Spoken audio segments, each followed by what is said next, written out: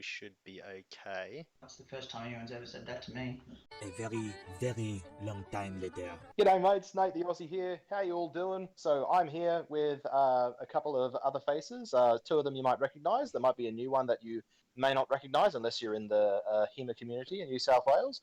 But otherwise, we're here to discuss a few interesting topics, these two being drills, how they look like in each of our training sessions that we'd run or we do take part in, and then how those then transition into sparring and how sparring should be done from a few different perspectives here. So I'll get these fellas to introduce themselves for you so you know who they are and what they bring to the table. Stu, you're the fresh face here, so do you want to tell us a bit about what you do? Sure. Yeah, hi, I'm Stuart. I run Stoccata Borkham Hills in Strathfield. Stoccata's been around a long time. Started in 1998 with one branch. We've now got 12 across New South Wales, Tasmania, and one in far north Queensland. We've also got a country club out there at Gunning in New South Wales. We reconstruct historical martial arts from sources of the period. Our club concentrates at the moment on Johannes Lichtenauer's lineage and also on Luis Godinho for side sword. So my name's Keith. I run a YouTube channel known as the Scholar General,墨将点兵, and I primarily focus on historical Chinese martial arts. Currently, I'm mostly working with a mid-Qing dynasty saber fencing manual, but I also, of course, dabble in lots of the other manuals, the Ming period ones, and things like that. As far as martial practice goes, I currently just practice with a few friends, but we're looking to start a club more formally, and I have a lot of experience in other martial arts, so that's how I can talk about drills, other things like that. I'm Nathan. I run Sydney Korean Historic Fencing. We focus on a Korean manual called Jeotgum, and I've been running the club for a few years now, and yeah, so we've played around with it, a lot of different drills, a lot of different ways of sparring, and I think we've finally come to something that we like now. I think that brings us to the question of how do you guys run your drills and what do you focus on? I say let's get the new face to contribute. You're going to say that? All right, no, here it is. I don't drill, like at all. The most important thing when you are trying to build a skill is transfer of training to fencing. And this is why I think beyond the very, very introductory stage of this is what is possible, so building action capacity, any kind of pre-arranged action is basically a complete waste of time. The things that I've noticed since we stopped drilling and started playing games with varying levels of constraints and competitiveness instead is that my students don't have this huge step up now from when they moved from the so-called drilling portion of class where they don't have to have all their gear yet to the fencing part of class where they really do. They develop all the in-between skills. So, for example, when you're drilling a parry, quite often the start of that action will be at a predetermined time with a big level of telegraphing. The response is predetermined, so you know when you've got to go, you know where you've got to go, and you know basically the angle that the attack is coming in on. So then you make a prearranged defense and then a riposte or counter-attack or whatever it's going to be. So that's not actually the part of fencing that's hard. Doing the techniques is not hard. It's really not. Anyone can do the techniques. Doing the techniques in a certain sequence as part of a form or something like that is really is a skill, right? There's no doubt that chaining stuff together. But again, that doesn't transfer because there is this concept in ecological dynamics called the perception-action coupling. If you don't have a realistic perception-action coupling in your games that you are playing to try and transfer skills to sparring, then they won't transfer as well as they could if you are making real decisions. That's a fairly controversial point coming, given that most of us do Asian martial arts. So I think a lot of Asian martial arts, the expectation is I swing my sword, 50 to 5,000, depending on, where you are in the world times, and then Oh therefore I've yeah. done it this many times, and then therefore I'll be good at sparring and I'm a master. And I think what you said, where it just doesn't translate, is very true. It's really true. That was probably a little bit absolutist. It obviously works. If it didn't work, then no one would be any good at all. I just think this works better. Mm. Yeah, I mean, it's yeah. actually sorry. Go You go, ahead, you go Nathan. first, Keith. Sorry. No, Oh, that's okay. You okay. go first. I'd like to hear what you have to say Okay. on this. Actually. As Nathan mentioned, the typical pedagogical approach in Asian martial arts is to focus on drill almost exclusively, uh, and let's be honest, it has brought about a lot of problems. Because if you just sit there doing forms all the time, you're not really going to be learning much except forms. So you have to be able to break these movements down and also respond to them with, as you mentioned, you have to couple, what was it, perception with the action. So you're never gonna. It's kind of like learning a language. You're never really gonna be able to use a language unless you just start trying to communicate with people. Yeah, so I agree with that idea. My one, there are a couple things you mentioned that you also talk about. You said aside from preliminary, like absolute basic foundational technique or knowledge or something, you do the CLA approach or the constraints approach. And my one question is, what kind of thing do you want them to know beforehand, and how, like, because one thing I would imagine is something like a lunge, right? Or some type of, like, I would say a gongbu, right?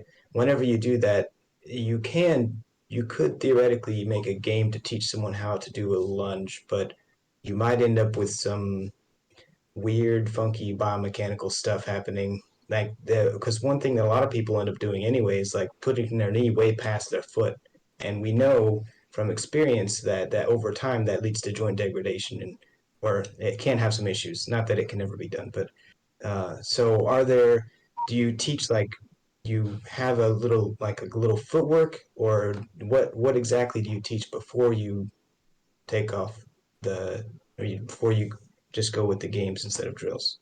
Okay, that is a really good question, and it's one that pretty much everyone asks about this approach, no matter what the sport you're talking about, and it makes complete sense. So, lunge is a great example, actually, because it is a relatively technical skill that you'll practice on day one, and you'll be good at it never, right? So it's a good example. So I will regress to a drill if someone is really having trouble. But when I regress to a drill, it's definitely a regression. Start with the game. I might simplify that game down to something very, very simple. I'll give you an example in a minute. But what I will do is I'll let them try first. They get to have a go first. I get to watch them try and do it. And the way I teach the lunge is, as part of our warm-up, we will go into lunges. That's literally just a warm-up exercise. But a game called shoulder touch, where it's exactly what it sounds like. You stand in guard opposite each other, you move around at will, and you try and lunge out and touch the other person's shoulder with your back of your fingernails. And that game, task simplifies because there's no sword to worry about. We can play it with zero gear, so it's really, really good for everyone. And what I'll do is I will look up and down the line. And if there is someone who's having a problem, usually it's just new people, I will drag them out of the line and I'll get them to work one-on-one with me while we fix that. But for every person that I need to do that with, there's half a dozen who are absolutely fine and can just get on with learning the skill of distance control and lunging. I'll jump in because I've actually stolen your shoulder touch game because it worked so well. Because I also cross trained with Stu It's at not mine, I stole it from modern Olympic fencing. fair enough, but yeah, but it just works so well for getting people Because if I had to go through all of the different ways to step, to adjust distance, to do all of that, it'd be drills and drills and drills compared to just throwing someone into saying, here you go, try this out, and your goal is to tap them on the shoulder with the back of your hand and to not get tapped on the shoulder while keeping both feet, in the right, like in a stable stance. So not lifting the back foot off to as Stu and I say arabesque, and no matrix dodging, leaning backwards. Um, so I have quite literally stolen your drill, Stu, and I'm very Oh my grateful for it because it's helped. Um, but yeah, and then it just you see people who were so confused with the footwork in the basics, in the drills and things like that, thinking, where do I put this foot? Where do I put that foot? And then because there's a game and there's an action that they're relatively familiar with, I've just got to move forward. Then suddenly it just becomes subconscious and they can do it. Yeah. And you can task simplify that. You can say, okay, only one person is allowed to attack at a time. And until the person has made person A miss by a hand length or less, then the attack's on one side and the defense is on the other. And if you make them miss by too much, then you've lost anyway. You can start bringing in constraints like that replicate things like walking back just out of distance and then jumping back in.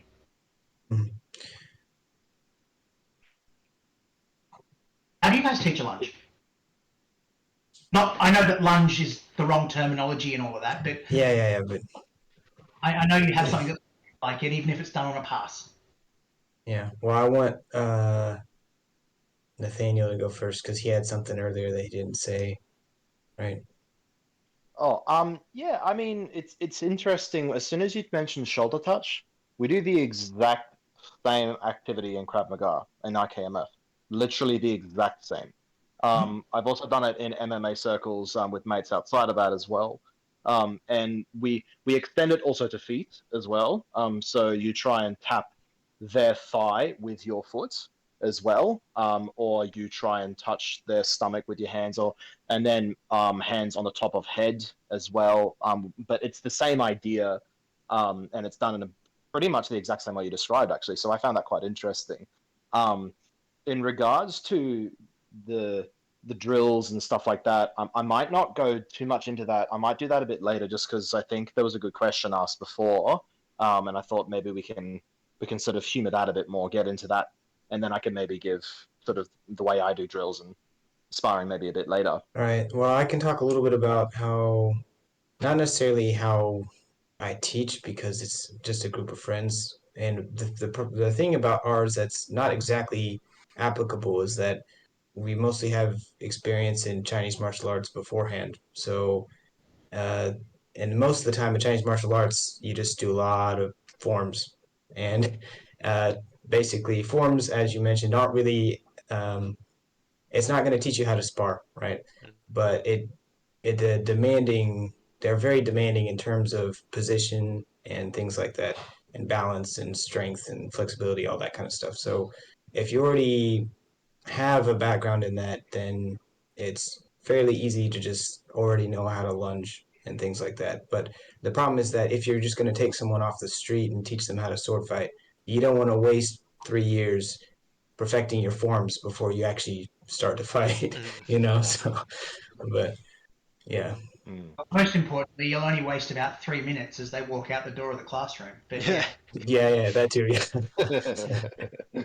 It's interesting because with the context that I'm doing, because I've also recently started up a historical martial arts activity in my living history club that I run at my school that I work at, because I'm a teacher outside of this, which has been an interesting activity because most of the kids in there are 11 to 12-year-olds, and using a pure CLA approach with kids like that doesn't really work that well, just because they don't really have that ability yet to be able to critically think about what they're doing beyond the I get instruction and I emulate. Like it's still good to try and get them out of that and try and develop that.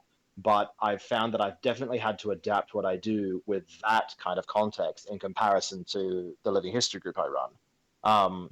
Because in the living history group, the minimum age for training is 16. Like as at least training for historical martial arts. So that's definitely different. And I've definitely had to adjust what I've done. between those two contexts has been a learning experience. But in regards to drills, something I think I'm kind of similar to what has been mentioned is the fact that it's used to teach basic theory, as in like the basic foundations of what you're doing. But then I don't like to completely separate drills from sparring. And when I say that, I don't mean that sparring is a drill. I more mean that I like to make the drill more and more dynamic until it gets to sparring. So that way they connect with the theory they're learning to the dynamics of applying it in sparring. That way there's not that disconnect. Because I find that if I purely separate drills from sparring, well then there's this belief of, oh, but why did I learn any of that stuff to begin with? Why did I learn any of that theory? But it's like, no, this is how we apply it. So that's why I'm really big on making things more dynamic as it progresses, and you're scaffolding everything up and building it off each other.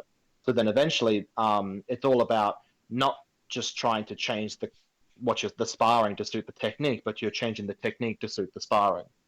And I think that's the process that I found is big for me, and keeping options available too. I think those are probably the main things that I find I use. On the note of So keeping you say options, that could be described as progressive resistance? So what was that? I didn't hear the first bit. Progressive resistance, is that what you're doing there? So basically you start off slow and then gradually tell people to ramp it up? Yeah, that's one way I do it. Another way I do it is I do this thing called, this sounds a bit like an oxymoron, but it's a dynamic kata. Now, what that basically means is it starts off with okay, person A is doing this, person B is doing this. But then there's more unknown variables added into it over time. So that way, person A, the person who's doing the technique, they then have more and more things to think about. And you can change it by making person B do something different. And you can scaffold it. You can say, okay, person B is going to do this at this time. Then the next time they do it, you'll say, okay, they'll do this, but you don't know when they're going to do it. And then the next one is, okay, you don't know what they'll do, and you don't know when they'll do it. So it's scaffolded over and over and over. So basically, it's just growing from that basic point of theory and becoming more and more dynamic over time. So I suppose that would be another example. So Nathan, is that where you've kind of got to? Because I know you're doing sort of a hybrid method these days, is that right? yeah, so I do a hybrid method. It's not that's not how I do it. I split the strict drills and then the strict CLA games. So we obviously warm up, and then we start with basic cuts and basic stances. Those are the only drills that we do, and it's the same drill every single week because I just want to make sure that everyone moves their body in a safe way. If I see anyone moving their body in an unsafe way, that's the only reason why I do the drill. I can see it straight away, I can stop it, I can address it then. After that, if they're moving safely, I don't really care.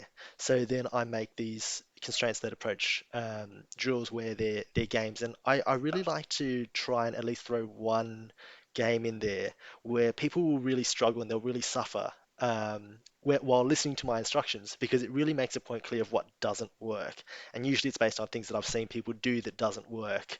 And then I like to do my constraints that games in 3 stages each week. So I pick a particular technique or something, and then I make Oh, don't gloss that bit. Can you give me an example of yeah. what you... So if we take the drills I'm going to do tonight. So tonight we're doing fainting. So step one is that I'm going to get people to have two options. There's an attacker and the defender, and the attacker is the one who's doing the attack, and the defender just has to defend. Attacker's job is you either strike them in the head on the first go, or you strike them on the second go in a feint. And I'm not giving any other instructions. They play around with that and they see. And the whole point of that is really just to see what people do and where I can address their feints. And almost certainly it's going to be that people are going to throw these big committed feints knowing that they're a feint, and then it's going to, the defender's obviously going to see it. So then I take it back and I say, and then I stop after each stage and I like to explore what people found, what worked, what didn't work. And then I say, so what I'd like people to do is I'd like people to throw something where they themselves don't know is it going to be a feint or not a feint because they're only going to commit to it being a feint after the person's committed to making a defense. And so then we'll do stage 2 where I'll say, you play the same drill. If you're comfortable with stage 1, then we'll do it as I want you to try doing, different feints so that you're either going cut to cut, cut to thrust, or just direct attack. And then we'll see where we go with that. After that, then that's sort of the basics of feints more or less, and then we're going to move to feinting without actually changing the line. So you feinting using your arms first, or feinting using your body first, and that way then it's the same concept, but now it's broken out of the idea of a feint is I'm doing one action, then a second action. It's I'm doing one action, but I can also change the timing and the variety that I do that with. And so that would be an example of like one of my constraints-led approach games that I would do. I really love that second one. The one where you only allow them to make a single attack on a single line. The defender has a big chance of winning the engagement because all they got to do is parry, or at the advanced level parry riposte, and the attacker has to use increases of speed, decreases of speed, narrowing of angle, opening of angle, go faster, go slower, find any way they possibly, change the leverage on the defender's sword as they parry just to land that one blow. And it really helps you to disassociate the line of attack from all of the other tactics that you've got to land a hit. It's great. Nathaniel, what would be an example of of the dynamic kata? Because I know that you gave us the rough framework, but could you give us an example of like what one week would look like, and what sort of variations you would add in? Yeah, for me, it would generally depend on the fencer, and how new they are, because obviously, it's for some people it might be more scaffolded than others. But generally speaking, if I wanted to work with someone who I suppose was like an average level fencer, they've been doing it for at least a couple of years, I would probably say, okay, look, um, okay, this is the kata. Here's what you're doing. Okay, work off of it from there. Okay, so this is the technique you're focusing on, and then as they do it once, okay, cool. All right, now what's going to happen is the opponent, here's one example. So the opponent's now going to do an extra attack at this time. So after you've done this kind of technique, they're also going to make an attack. All right, this is what the attack's going to be. Cool, they do it. Okay, this time they're going to do an attack. You don't know what attack it's going to be. All right, it's just going to happen at some point. So there's less and less information given each time. And so then it forces the person pulling the technique off to then think about not just pulling off a technique, but also keeping their options open afterwards. Because I'm trying to make sure that the people who are doing this don't see the technique and applying the technique is the end. Applying the technique is just something that you do during sparring. You need to be able to keep your options open even after you apply something. And so that's sort of a level of it. We've done also one where we have a free radical. So we have another opponent and they will interrupt what you're doing at some point. And we go through layers. So it could be, okay, they'll interrupt you at this time doing this attack. Okay, they'll interrupt you at this time. Don't know what kind of attack it's going to be. Okay, and then the last one, okay, they're going to interrupt you at some point with some attack and you have no idea what it's going to be. Sorry, can I just ask, what level of kit are you wearing for this? Everything? Oh, you mean for this specific drill? Yeah, like especially with the interloper, it sounds like you're going to need some protective kit. Are you going head to toe at this point? It depends on the speed that people are going at. Generally speaking, for what we do, if we're doing it at sort of pulled contact, we do this generally with either mask and gloves, or just gloves and all contacts pulled, and scholar's privilege. So basically, the hit's pulled, but you register if a hit's would have landed or so on. If we're doing it full contact, well then obviously it would be full armor in that case. Yeah, I often talk to people in Europe. They're just like, "Why don't you wear full kit all the time?" Because we die. It would die of heat exhaustion, and it would not be, and it would happen pretty quickly. No, but that's a good point, and I 100% agree. But I also think that it's important to do low gear fencing too, at a certain point, because if you only rely on using full kit all the time, you tend to I didn't become a crutch. What's the word? You know what I mean, right? You lose some of the subtleties of being able to fight with low kit. Now, I'm not saying that you should fight with no kit at all, but in our group, we tend to pride ourselves on being able to fence with minimal kit and full kit. because the kit that we wear as a predominant focus is historical kit. So if we're in protective kit, it's going to be mostly armor. Now, unfortunately, that means open face. So if we're not doing HEMA equipment sparring, that means certain shots can't really be done. So which means you need to be able to control your shots with minimal kit fencing first. So that's where the context is a little bit different from, say, if you're running like a martial arts club where you don't necessarily have those extra contexts at play. But that's what I would say we do in terms of kit for that drill specifically.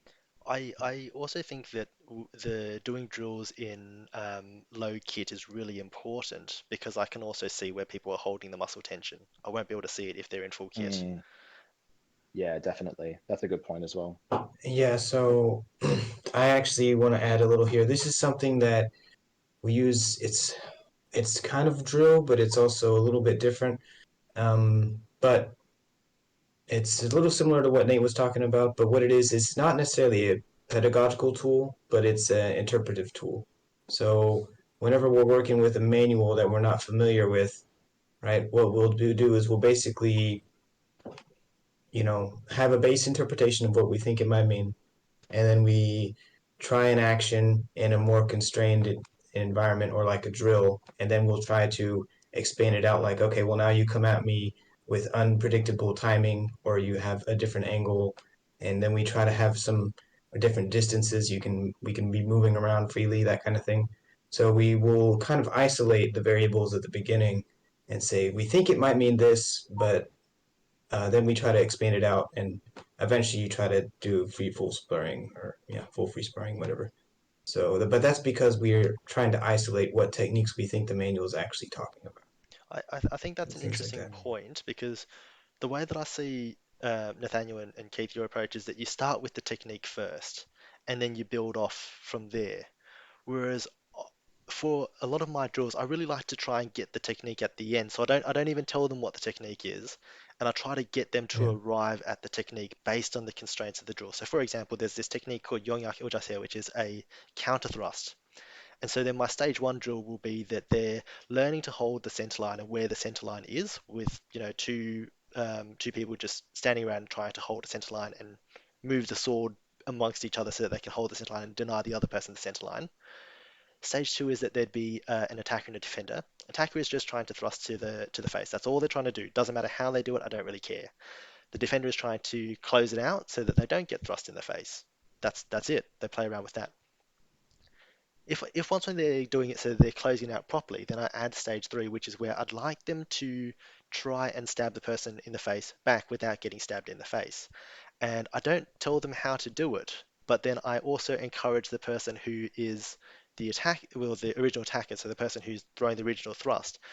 If you can also still get your thrust while they're thrusting you back, still do it. And I don't recommend that ever in fencing because it just leads to messy fencing. But in that drill, then it means that the defender now has to really close out that thrust when they go for the counter thrust, and inevitably they end up with the technique because it's the easiest and simplest way to do it. So I don't actually tell them the technique at the start. I let them arrive at the technique, and then at the end, then I go, "Yeah, you guys know the technique, great."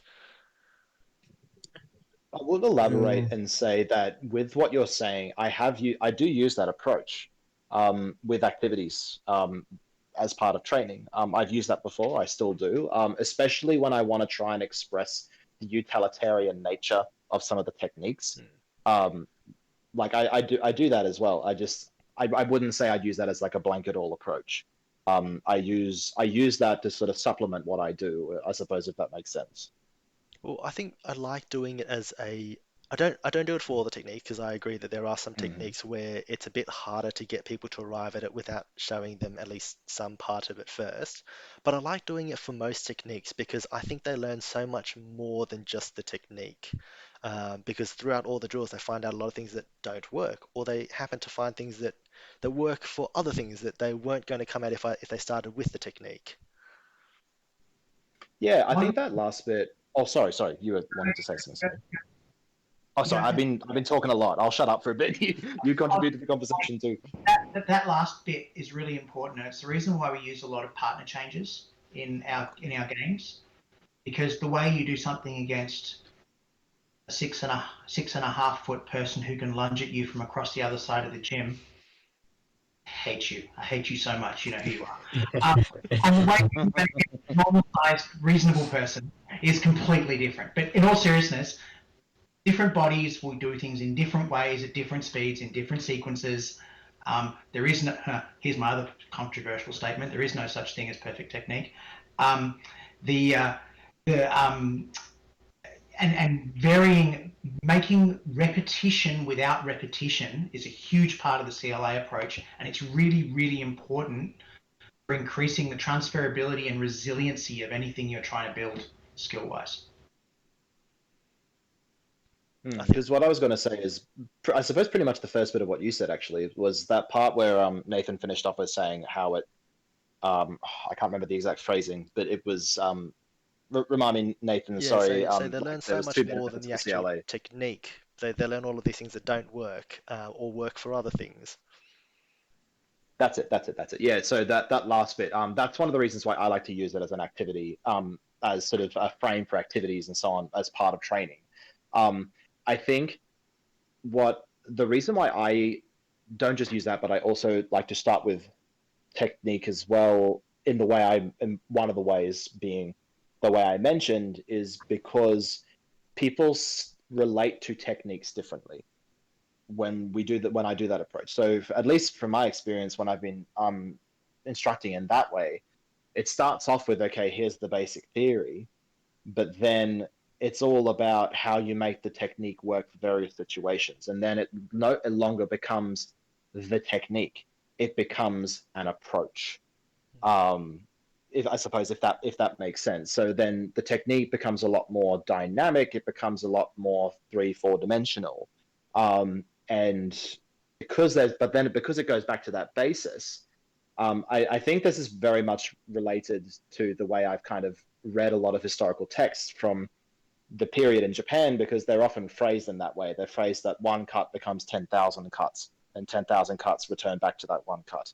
And I think that's another reason why I do what I do. I think if that makes sense. Sure. Yeah. Yes. So I have a. Go ahead. I was just going to say, I will remark that I've been doing CLA for 18 months now. I basically dropped the old method and took the advice of the people that do this thing, and they basically said, try it for 3 months with no reservation and just see what happens.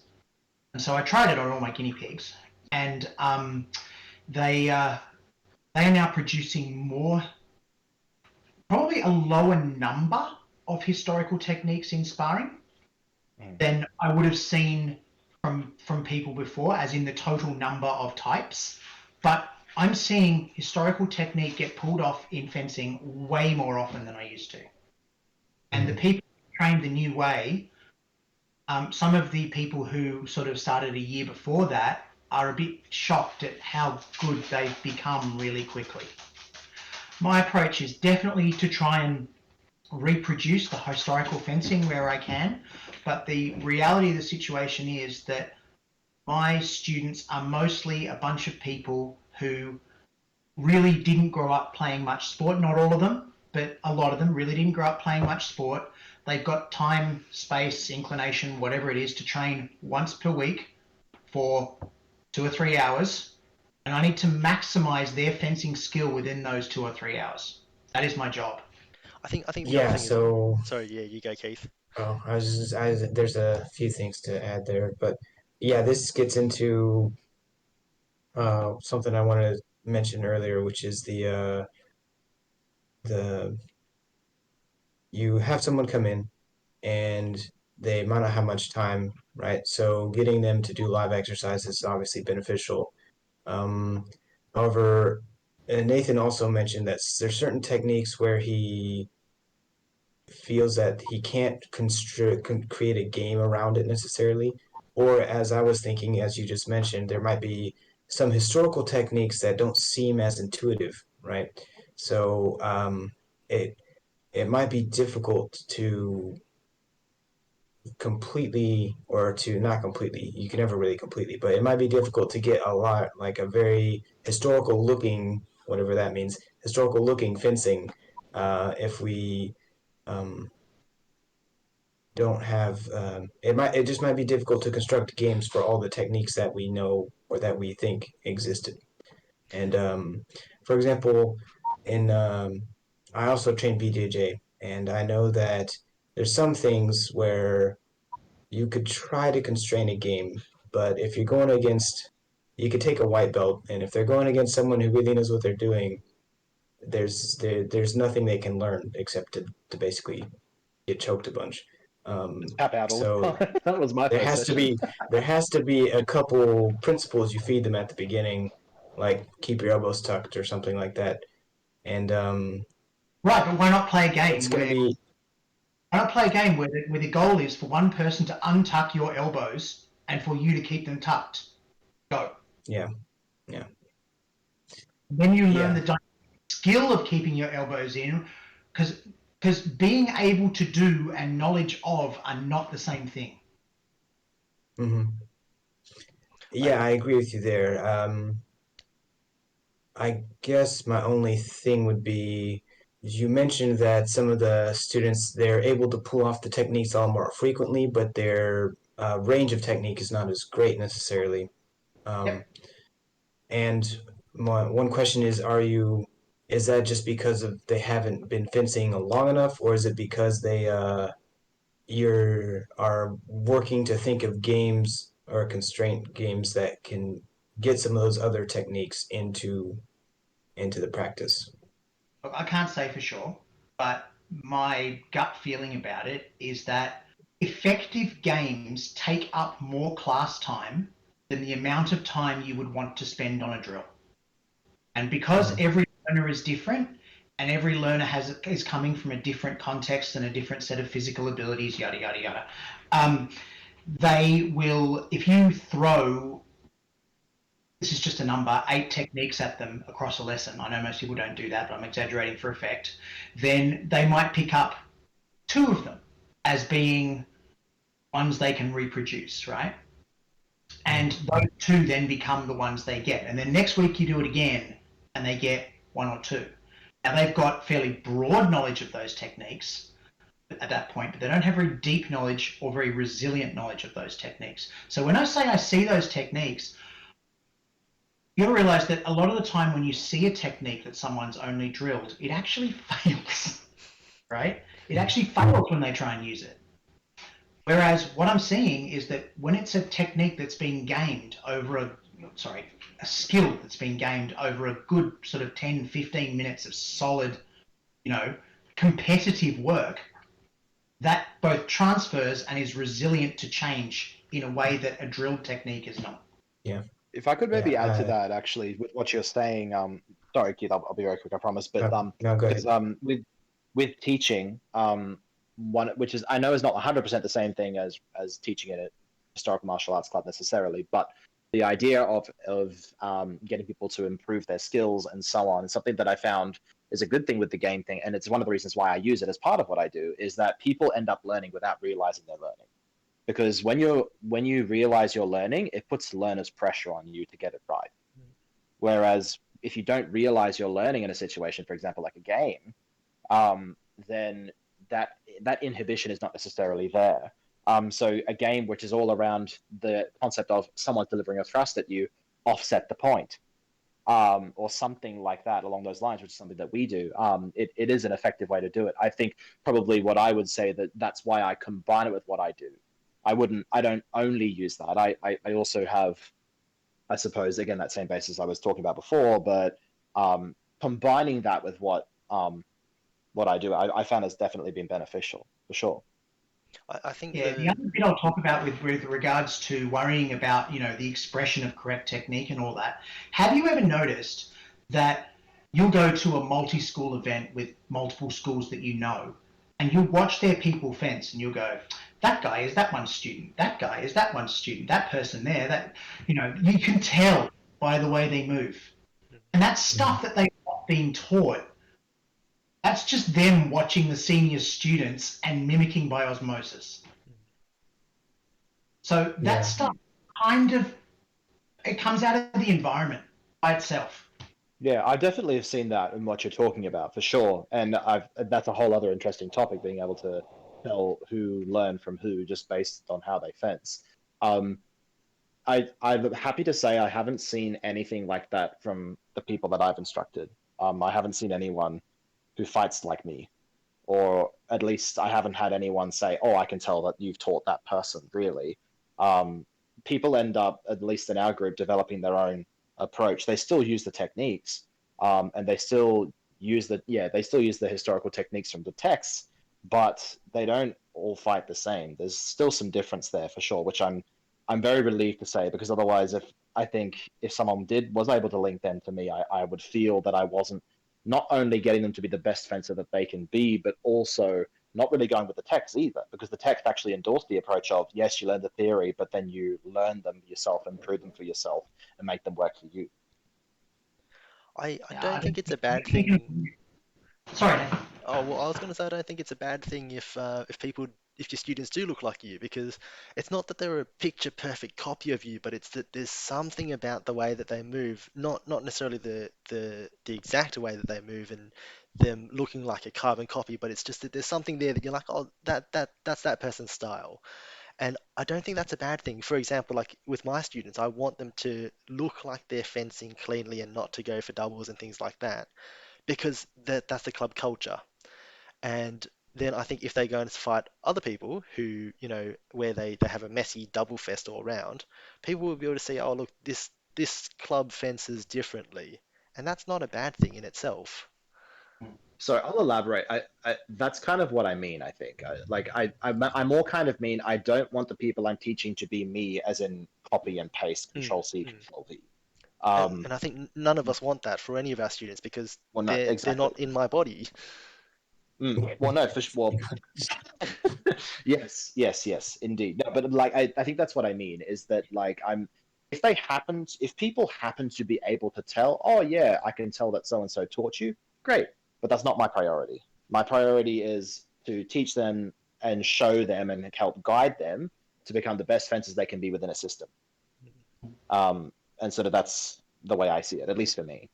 So you'd be seeing that in real time, right, Keith? So while you're doing your interpretations and changing your mind on things, you'd be watching people like change, certain things pretty fundamentally. I would imagine with your Mm, if you're in group yeah, interpretation. yeah. Well, I mean, the thing about the group I have is that we're all independent. It's not like there is no teacher really, so everybody has their own thing. Um, but yeah, that's a whole different story. But one thing that there's a couple things actually. Number one is I've watched people fence, a lot of people fence, and sometimes you you look at them and it looks like they're just kind of fencing in a very competitive style. Like maybe they're doing longsword and they're always just like lunging and doing these like really quick taps. And then sometimes you see people and they look like the pictures in a manual whenever they're like moving around with the sword. And I guess my question is if how, and this leads into the second point, which is feedback. So whenever you're doing the CLA type thing, how are you giving feedback and how specific is the feedback? And are you arriving at, because normally with drills and techniques, you start with a very kind of set position or relatively set position, and then you might open it up from there. But if you're starting from open, how narrow do you get? Like, how much are you saying, like, you need to be kind of at this angle, or, how high should your sword be, this kind of thing? It's a really good. Do you want to field that one, Nathan? Yeah, so if I see something going horribly wrong, either by fault of me not thinking about it when making the game or because people are just choosing to do really odd things. Sometimes I'll just add another rule, like the tip of your sword can't go, pointing to the sky. If people are making these moves that are beneficial for the game that I've set, but not beneficial for fencing overall, I'll just add a rule in saying you can't make your point go to the sky, and that's it. And then the game changes again. Or if I've seen someone who's making the same bad choice over and over and over again because they can't think of what else to do, then I'll just go up to them and I'll give them a nudge and I'll be like, how about you try and just put your point in his face, for example, and that'd be a nudge. And I wouldn't tell him what to do, but I'd just say, this is it's a nudge of this is a different way to do things. Try and play on this line. And that's really all I'd do because I think if at the end when we come back together for the feedback after each stage, if they haven't succeeded in the drill, then at least they'll get some feedback from everyone else talking about what worked from them, and then they can think about that and they can just play that same stage one rather than going to stage two. Um, and that's how I would do it rather than saying your sword has to be at this angle or this doesn't work because I don't think it's that helpful to dictate to people how their body should move because I also don't know what limitations and what movements are uncomfortable for them that they have to work on outside of class. It's not going to be fixed in 5 minutes of me telling them to fix it. Yeah. Exactly. The only thing I'd add is that there are certain invariants, right? Things like if you don't have the sharp bit ahead of the squishy bit, you're going to have bad time. That kind of idea. If you don't, to go back to the very beginning of the discussion, if you don't have good hip control, and therefore if you can't aim your knee over your toe, then that's going to be a problem. If you have a weight transfer, balance, overbalance, overlean type problem, then that's something else entirely. And that's the sort of one where you would just make a more direct type of cue. But it's really, really important that although what I'm seeing is that they're leaning too much, the research suggests that external cues are vastly superior to internal cues. Basically, where you can help it, don't cue internally. So don't say to them, I want you to lean less. You say, walk closer before you attack. And you literally point to that point on the ground and say, there's your external focus, go.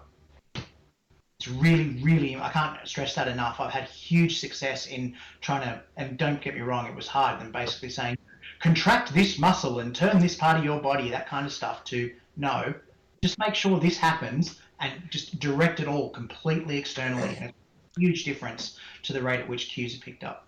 There was a sports science paper published, I think it was in 2020 or 2019, where they got these people who on a wobble board and they had a pipe, or a clear pipe, and there was a ball that was in there, and the goal was to keep the pipe as level as they could. And so then they told one group, I'd like you to keep your hands as steady as you can despite the wobble board movement. And they told the other group that they want to keep the pipe ends pointing, at level. And the group where they told them to do the pipe ends obviously did so much better at keeping the ball in the middle compared to the people they told to use their hand steady. And so that's the internal versus external cues. Yeah. Yeah, and it turns out the more external you can get, like literally to the point where if you're concentrating, it was a baseball study, because as you might imagine, team sports is where all the money for this type of thing comes from, right? So a lot of the stuff I try and read and extrapolate from comes from, baseball or Olympic sports or whatever. There's a few BJJ guys that are way ahead of the curve on most martial arts that are doing a good job. But in general, I have to extrapolate from elsewhere. And, they got people to do something where they were concentrating on the tip of the bat versus concentrating on the handle, and it just made all the difference in the world. Just the more external you can focus, the better. Those are good points, and I think that's probably why I like the idea of a differentiated approach, and why I've learned over the years, teaching this over the years, is that you start with very general, broad, subtle hints, things like that. That what you're talking about, don't hyper specialize, don't hyper specify anything, and then as people need, become more specific as people need. Because different people will need more specific instructions than others. But starting off at that less specific instruction basis, I 100% agree with that. Because, but that's why I like that differentiated approach, is that you're not only doing one or only doing the other. You're starting here and then you're adjusting as you identify learning needs happen. Yeah, definitely start with the full game that you've planned, and pull back if you need to, not start with the basics in case you need them, and waste 2/3 of the class's time while you basically teach for the beginners. Yeah. Definitely. Really great way to lose your intermediate students. The only other thing I wanted to talk about was differential learning. So there's this concept called differential learning, right? Where they got a baseball study, again, that's where all the money is. They got, so really, there's more to it than what I'm going to explain, but I'm going to go and try and go real quick. They told one group they had to hit only to one side of the field, regardless of the pitch. So it meant they had to move themselves around and turn themselves in knots. I can't remember which directions it was. I think they may have done all directions, to be honest. And they told the other group during this time, it was weeks and weeks and weeks of study, that they were allowed to hit the ball wherever was optimal. And what they found was when they constrained the people who were doing the hitting only in one direction, regardless of pitch, their technique for a skill in getting the ball into a place where they wanted it to, rather than where was optimal based on the pitch, just skyrocketed, and their ability to bat in general went up a lot. And so I will do things in my games like, you are only allowed to parry, and I'd use my terminology, but basically you're only allowed to parry to the left. I don't care what the attack is. You are only allowed to parry to the left. And then we set up a game where the attacker can do, at first, a relatively constrained number of strikes, perhaps, depending on the level of who's around at the moment and what the class size is and all that. But eventually, they'll be allowed to do any attack they want. And the defender has to find a way to do that parry. And don't get me wrong, there'll be a bunch of reps there that are patently ridiculous, right? But right at the edge of patently ridiculous is this beautiful area of skill acquisition where they can learn to make the most inefficient parry possible with a given movement. And what that does is it creates a huge amounts of resiliency for that skill. And it means that if they're getting there at the last second, or they've mistimed the attack, or if it's a feint they haven't read, or something along those lines, they've got the ability to recover from those because they're used to making that defense really awkwardly. Yeah, actually, it's interesting you say that. We've done that exactly the same as an example as with guards. So what we've done is we say, okay, adopt a guard, adopt a position, whatever. Okay, now you have to then offset their point from that guard, or whatever, or it can only be from that position. It can't be from anywhere else. So, and sometimes, and as it gets on, I'll specifically tell the other person who's the one initiating the attack on the person with the guard to say, okay, do an attack that is actually very hard for them to deal with from that position on purpose. And so then it's that's interesting. I haven't done it with the way you described, but we've done it with guards before. That's a good point. Actually done that one too, and it's doing exactly the same thing. It's that kind of thing. And the most important thing is that will also engage all levels of student. There is no one who can, oh my God, here we go, inside parries again, who's going to go, well, I can do an inside parry against a flat attack at my waist by cut on the opposite side of the sword. You know, I can parry that all day, every day, no problem. Everyone. Everyone is going to struggle to do that, and that's good. Yes, I have one quick question about it, which is whenever you're doing that game, what is your instructions for the initiator or the attacker? Like, are you saying do this attack specifically, or are you just saying do any attack? And what do you do if you see that they just keep spamming a particular attack because it keeps working, or do you just let that play out? The instructions will vary, it depends on the game, and it depends on the exact result I want out of it. But generically, gun to my head, I would ask on that game that the attacker's job is to actually stuff up the defender. But they should make the attack at a given angle or with a given edge or whatever they're doing a number of times. I'd say probably 6 off the top of my head. Give them 6 goes to try and get it. Right? And if they can't get it, you win, move on. Yeah. If they do get it, you lose, move on. Yeah, I like to tell people like you can break games by just doing the optimum thing over and over and over again, but you're not helping your learning. Play around with the things that don't work and find out that they don't work. Just otherwise, it's going to be boring for you and for the defender. So play around and have fun for both of you. Yeah. The Yeah, other I do one. this similar to what. Oh, sorry, you go. No, go. I just cut straight across. You go. I was just going to say I do pretty much the same as what you just described there. It's just assign a number. Okay, do it 5, 6 times. If it still works after that, great. Okay, next thing. Yeah. So another game to do right after that, actually, another one is to go, okay, this time you're doing an optimum parry, or at least a good parry, for a given angle. The attacker is only allowed to attack on that given angle, but you must move somewhere different with that parry, no matter how bad or good or stupid that movement is, every time. And one of the things that's happened out of running that game occasionally is that people have realized, oh man, when Stu said that if I move into my opponent sometimes when I parry or hold my ground and don't just run away from every attack that comes in, amazingly enough, my riposts start landing.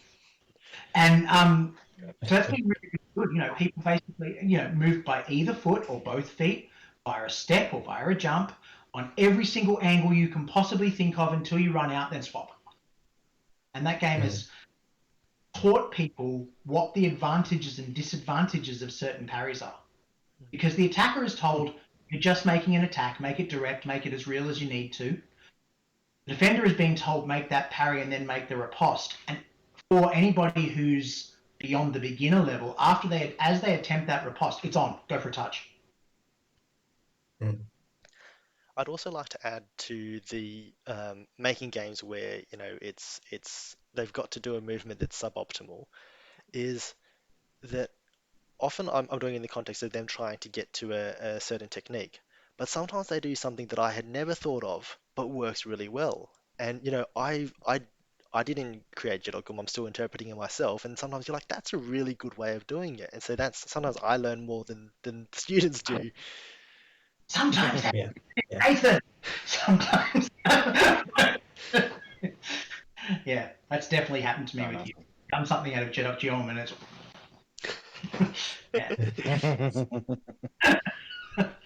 Shall we go on to what does your free fencing look like? Cool. Keith, Yeah. given that you don't do that much in terms of drills, what does your free fencing look like in your group? Yeah, I mean, well, because it's all it's like a group of it's like a herd of cats, basically, independent souls. We we just kind of pair up and just start sparring, which we do record everything with video. That's the thing we do, and people watch the video afterwards and that stuff. But as far as like structure and making sure you're going against a variety of people and stuff, there's no oversight really. So, but now I also do BJJ, and that's a little bit different. So in BJJ, at the end of class, of course you have positional sparring and all this other stuff. At the end of class, people partner up, but sometimes the coach will specifically say, okay, go against that person, and that kind of stuff. So In terms of you know. the historic fencing side of the sparring, then do you spar to a certain amount of touches? Do you spar to time? Do you spar till you're tired? It basically, yeah, till people are tired. Till you're Eventually, tired, a certain okay. point says, okay, we'll do one more last touch or whatever, and then we go. But yeah, so I think that it definitely some more structure there is advantageous. Like if I was able to do like be the person in charge or whatever, I would be like, I think it's almost like mm, assigning roles to sparring can sometimes be useful. Like you should be more aggressive, you should be more defensive, and switch it around a little bit. And yeah, I think that also time you can mess with time and hits and all these things. You can change these variables. I think the main thing is you don't want to get stuck doing the same thing over and over.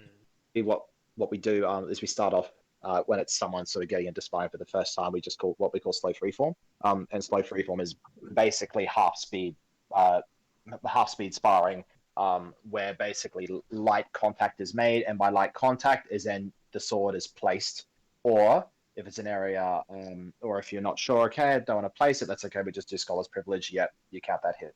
And then we kind of build off that. Sometimes we do sparring goals if we want people to try and work on a specific thing. So we might just say, okay, so and so, okay, you're going to be more defensive and and with the newer person, okay, try things out, see how they work, what doesn't, why. Have a look back on it, what was working, what wasn't working. And then combining that with just, okay, we're going to be doing freeform sparring, full speed, full contact, and I think the only other structuring we might say is, okay, grappling allowed, no grappling allowed as well, just for especially when people are newer into sparring. But that's generally what we do. And similar to what Keith said, it was just keep going until generally we can see people are getting tired. There is a thing that we do as part of authorization, which is to fight and steal with other groups. You need to be authorized first. As part of Queensland Living History Federation, we're required to do that. And it's basically not really like a test. It's more of like it's a challenge session where it's designed to make you tired and say, can you still fight safely when tired? Can you still fight effectively when tired? And can you do techniques from any can you, I suppose, demonstrate these concepts from whatever position you happen to be in, and can you do that safely? But that's generally how we would do it. Do you grapple to the floor? Usually no, because most of the guys in our group are not really up to that stage yet. There's a couple who are, and I do when I'm with them, but I wouldn't do that with every person, no, because continuing to grapple on the floor with weapons is a whole other thing, and most people in our group are not really up to that stage yet. We don't either. I was just curious. Ever since I saw the movie $1 Million Baby, I've decided that grappling with weapons on the floor is a terrible idea. Basically, falling on one is it's too high. And surfaces that are good for fencing, good for ankles, good for knees, are generally bad for falling, and vice versa. I also think that with historic kit, go ahead, Nathan. you've got a 1.8 to 2.5 kilo helmet on your head, which, depending on what helmet you're wearing, that's not something that your neck is trained to pull your neck in when you fall, and then that means the back of your head hits the floor, and that's a concussion waiting to happen. No matter what helmet you're wearing, the weight works against you. Yeah, no grappling to the floor. Doctor's orders. Okay, Yeah. so I will elaborate and just say, look, when we do, if people are in full kit, we are not throwing people, we take people down. If we are going to be doing anything like that, specifically for that reason. It's purely a safety thing. And also, if we're doing in steel combat and it's open-faced helmets, generally what it is, and if it was minimal kit sparring and it is taken down to the ground, the person basically controls the person on the ground safely and draws their knife, that counts. There's not fiddling around with the knife and anything like that, because that's when things get dangerous, especially with open face helmets. Yeah, I would have said the fall's the most dangerous part, but yeah, but maybe it's different with armor on. Yeah, that's why we would only do takedowns in that situation. I'm not hip throwing anyone with armor. Just because any kind of hard impact changes the game. Whereas if you're taking someone down with a leg sweep or something like that, that's different. That can be managed. I've done it in harness. I've done it in mail. It can be done, but not like throwing people off the ground necessarily. I'm not that crazy. Do you grapple in free play, Keith? Well, because the main thing with us is that we are training outside on concrete, so there's just no grappling. That's why I train grappling separately, right? And sometimes in BJJ we do mess around with like foam sticks and stuff. But yeah, I think the main thing there is that with grappling you have to almost develop a whole different set of kit to do it safely because obviously using steel weapons in grappling is very dangerous just from the get-go, especially if you're going to the ground. I mean, if you're just kind of like wrapping an arm or something, that's a little different. But yeah, if you're going to be throwing people and you're holding objects, probably want something else that's not a steel crossguard or something like that. There was a crossguard You through know the what last buttock needs in to UK. you know it. Grappling is a thing by itself. It takes longer to learn than striking does, and is much, much more technical and harder. It's not harder on the body, but it's harder to learn and it's harder to get good at. And it's its own thing. Like if I had to spend a lot of time, I mean, I did grappling back in the day, but if I had to spend a lot of time teaching my people to fall and worrying about mats and, all that sort of thing, and, doing some fencing with boffers so we can fall on them safely and some with steel. So it would, like, you could triple the training time and probably still not get quite as good at fencing as we do just leaving it out for the most part and job. So we grapple at the arms and we grapple to the body. That's it. So there's no entanglements allowed. No tripping or anything like that is allowed. But you can grapple at the arms, you can grab the weapon, you can just hold a wrist out of the way while you fake a pommel at somebody. We don't land pommel strikes because last time I checked, pommels don't flex. You unscrew the pommel as well? Do you do that? No. So, surprisingly, I was shocked as you are, unscrewing the pommel in the middle of a fight and throwing it at someone actually takes a fair bit of time. Yeah. But it ends them rightly, though. Yeah. It's a meme for a reason. So the way we run different, I think, because of constraints of time and space. I've got anywhere between, on a given night, because people are flaky, 15 to 25 people on the floor. In one of my halls, I've got space for 4 sparring areas at a time. And in my other hall, I've got space for 3 just. And what this means is that I had to develop a set of procedures so that people are ready to go, people jump in, people are getting their fencing done fairly quickly in order to then clear the space for the next group. So the first thing I did was get rid of the clock.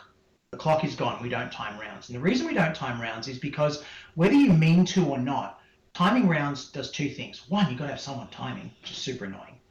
And 2, it inherently introduces stalling when you're talking about competitive people.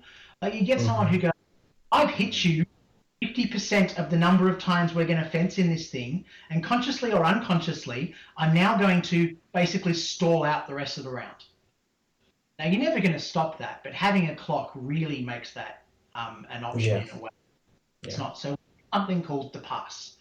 And for the longest time, a pass for us, and it is a historical term, I can't remember what the German was, but they used to fight to a certain number of blows in old school German tournaments. But regardless, we're doing a modern style now with modern people in modern kit. And a pass is a significant blade interaction. If someone rocks up to the other fencer who's got an extended blade, beats on the blade, and then runs out of distance, that is not significant. But if someone makes an attack and there's an exchange of 1 or more parries or attacks, then that's a significant pass. I used to do touches, but what I found was that because of the way the ecology drives skill via the constraints-led and ecological methods, what would happen was I was unconsciously encouraging people to push for hits that they really shouldn't have. And that particularly happened with... So sorry to interrupt. I'm so sorry. I'm going to have to quickly head off just because a little someone has just woken up. I'm going to have to watch him. So sorry, guys. But look, keep chatting. Thanks for having me on, and I'll catch up with you guys later, hey? Thanks, Jeff. Yeah. Thanks, Nathan. See you guys. Yeah. Have a good one.